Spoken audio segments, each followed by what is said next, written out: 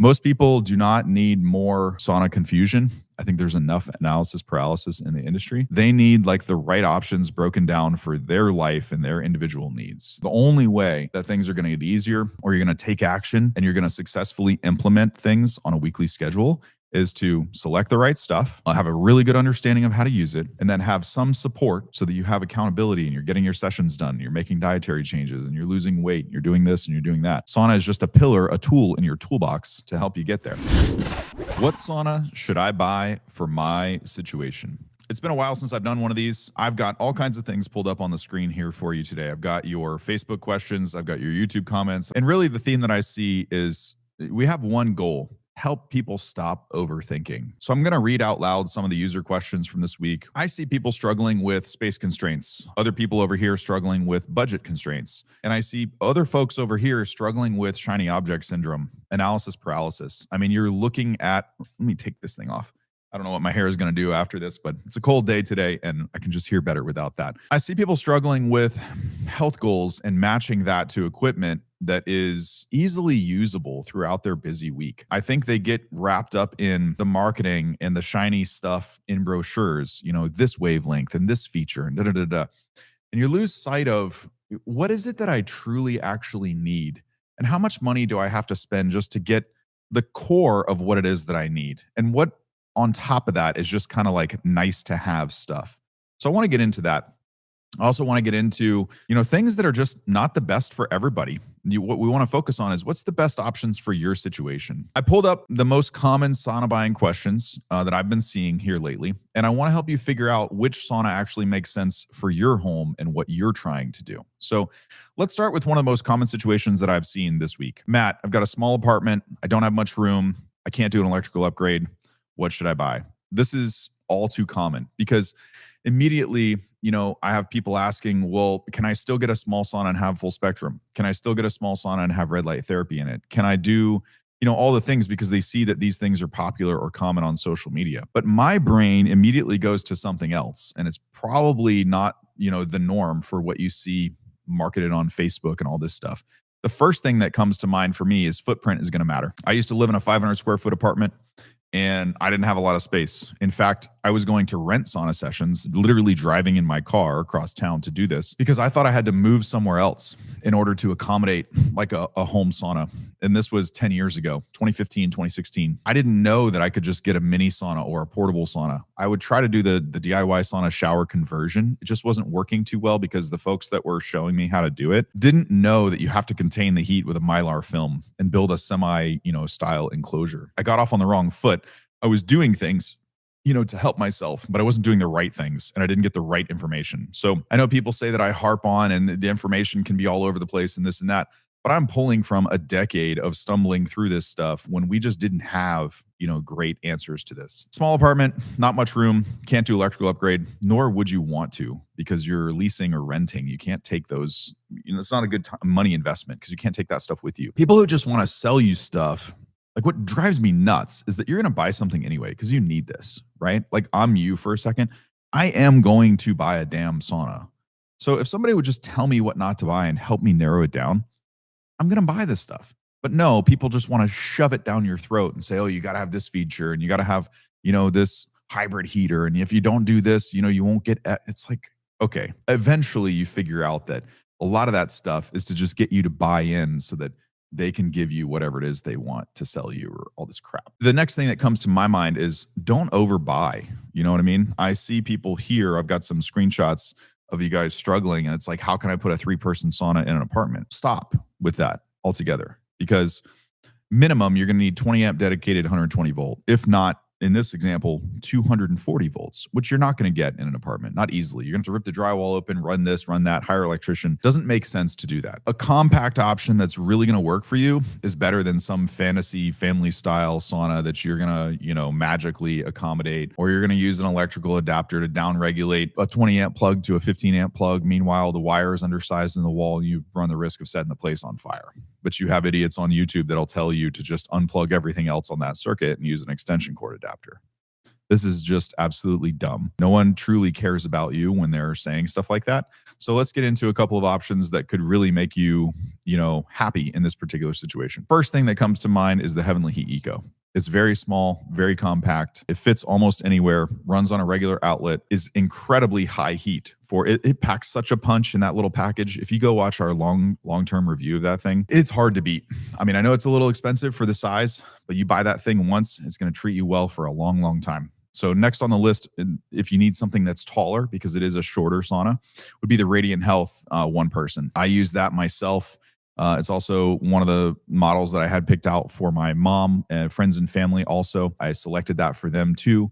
So multiple people that I know and I'm close to in my life use that particular model. Same thing with the Eco. Aaron's got an Eco. If none of this is resonating with you and you just want a portable sauna, you probably want to look at the Relax portable sauna. Again, kind of expensive, but buy it once, cry once, because it's the hottest portable sauna on the market. It heats up really fast, almost no preheat. Works pretty good. So my opinion of this is let's mold options that I know for certain are going to work for your situation. If price is, really an issue, we're already kind of in the same price range, but you could also look at the Life Pro one person. It's a little bigger.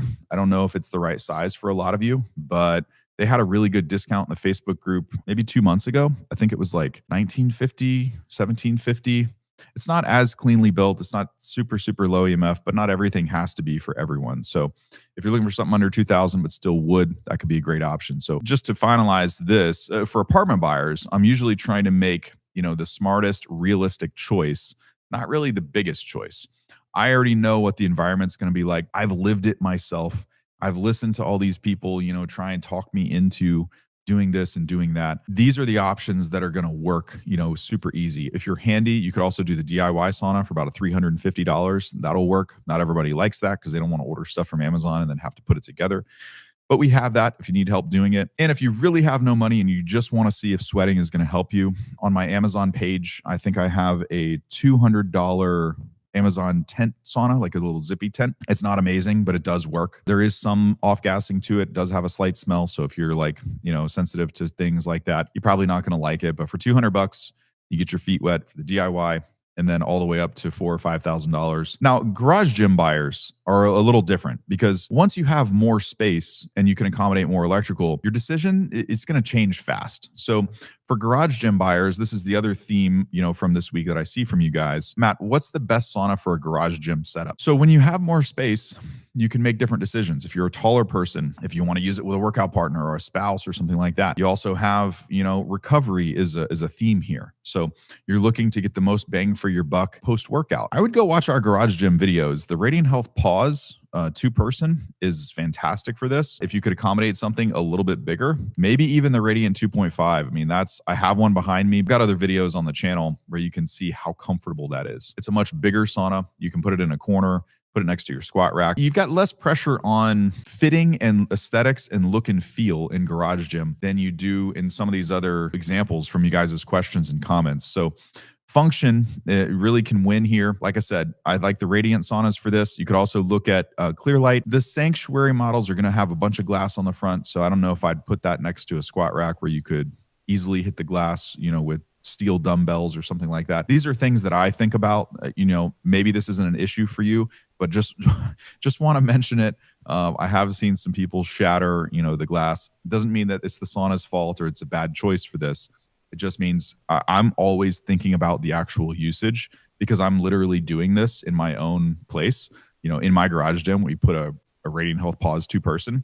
And I thought about it and I was like, man, it would look really cool with the lights and everything if this was a Clearlight Sanctuary because it's clear in the front. You can see through and has LED lights and all this stuff. And then I was like, but the way I roll the red lights around in front of it, or the way I've got dumbbell rack, right across from it, and I also have a pull-up bar right in front of it. If I accidentally hit that thing, it's going to smash everything. So maybe not an issue for everybody. Maybe your placement's on the other side of the gym, this and that, and you wouldn't hit it. But I also backed my truck in there and I was thinking about, opening the doors and doing this and doing that.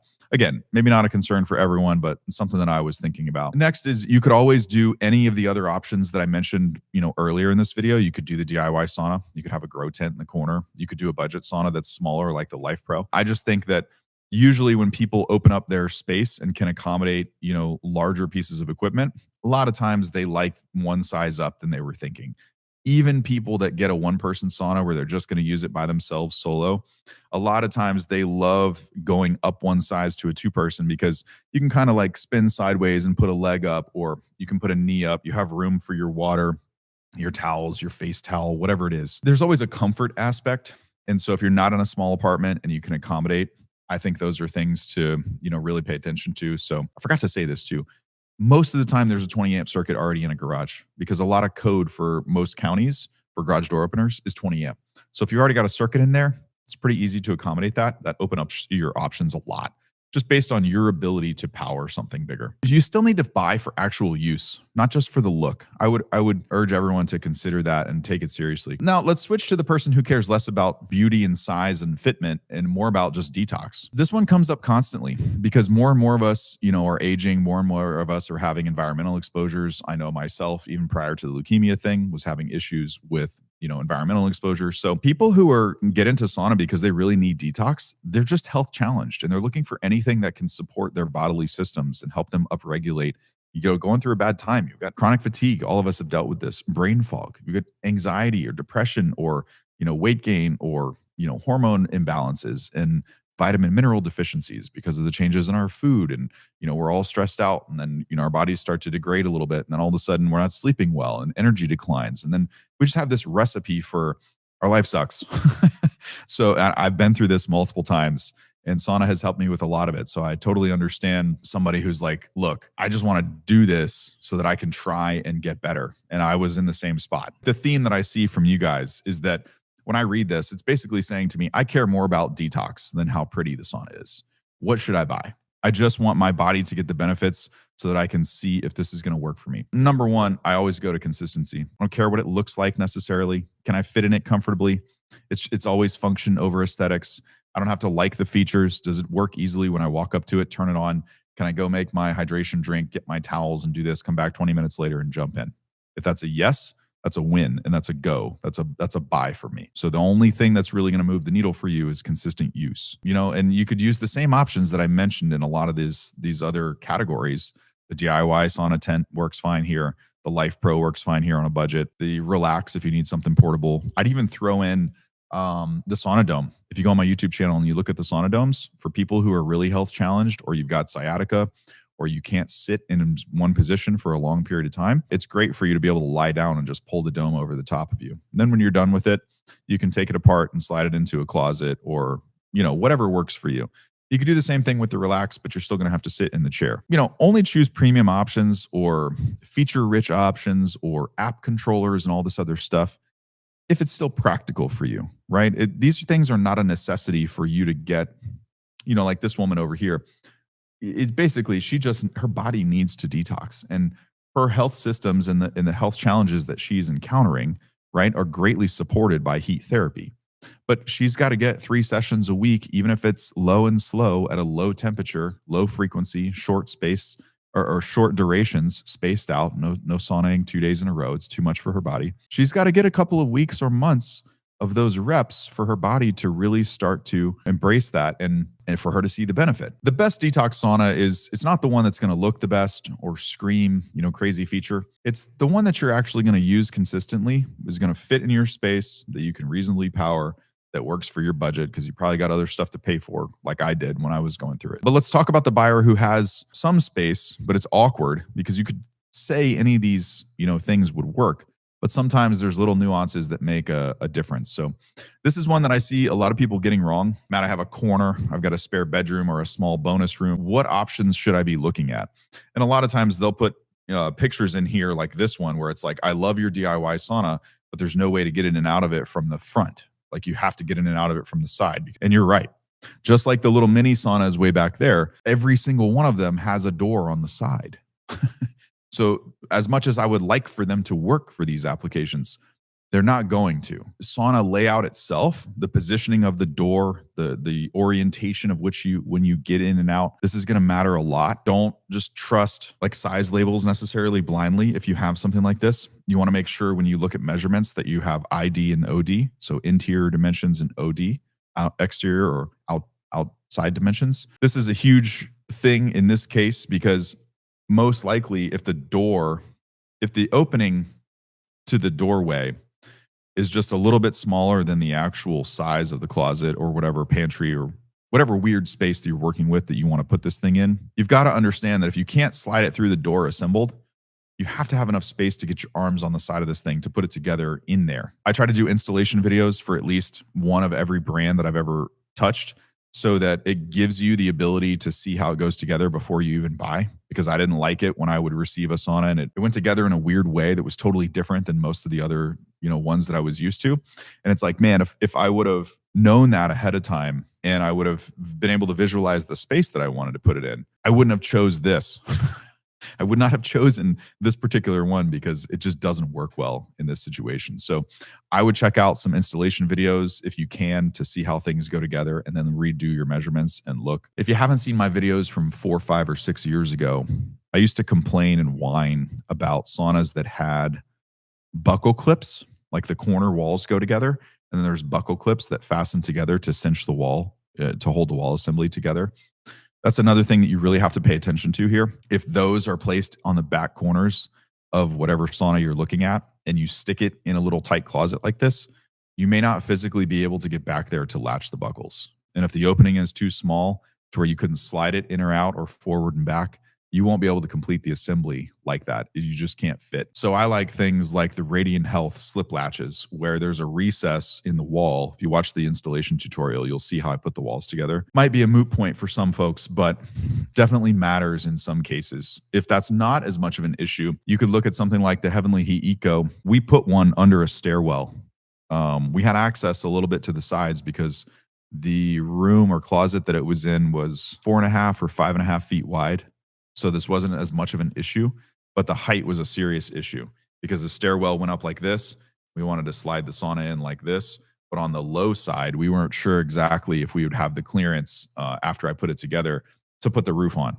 Ended up working out fine, but these are things that you would want to double and triple check before you get, settled on something, I would say.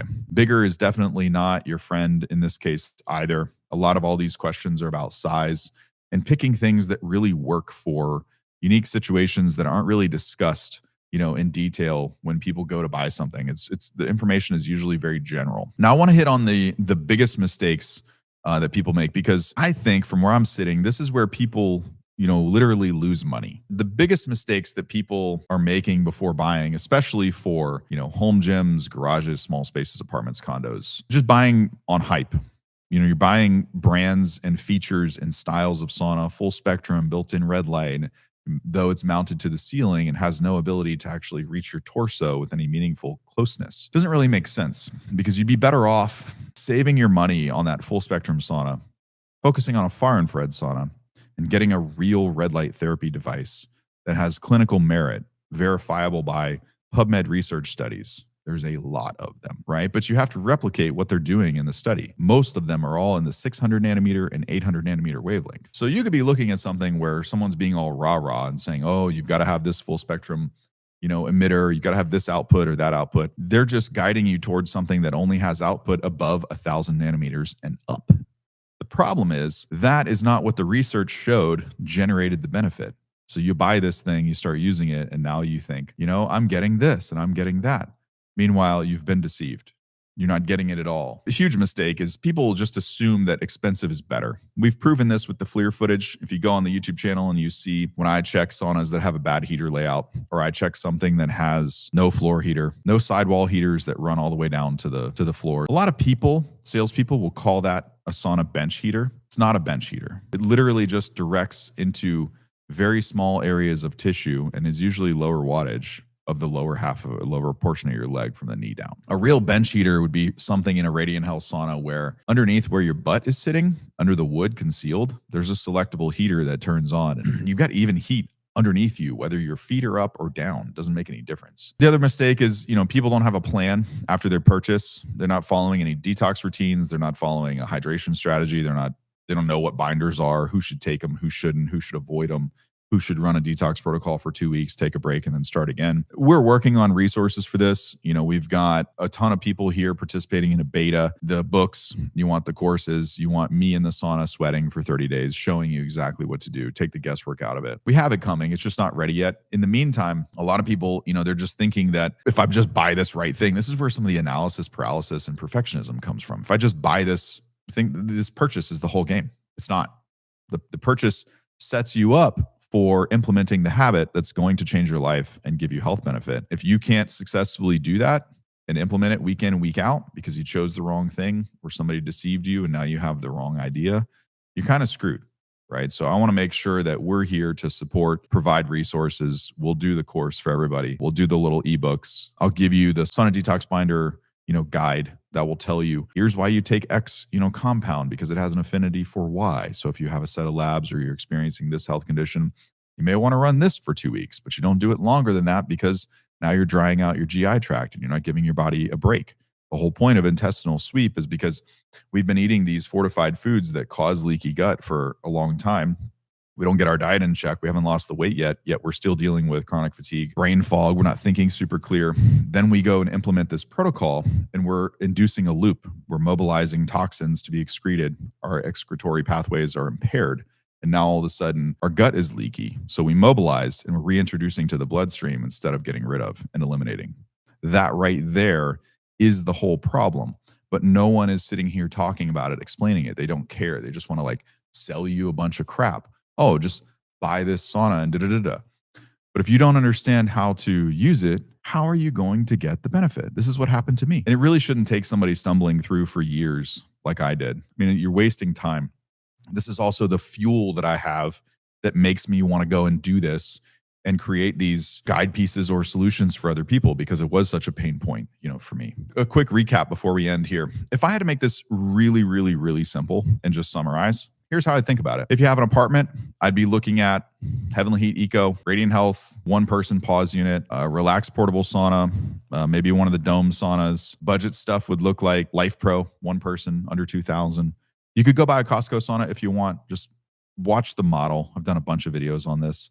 Sometimes they're missing the floor heaters, but you don't even notice it from the pictures. So I'd get the Life Pro in that case. It's a little bit cheaper, but it just works better.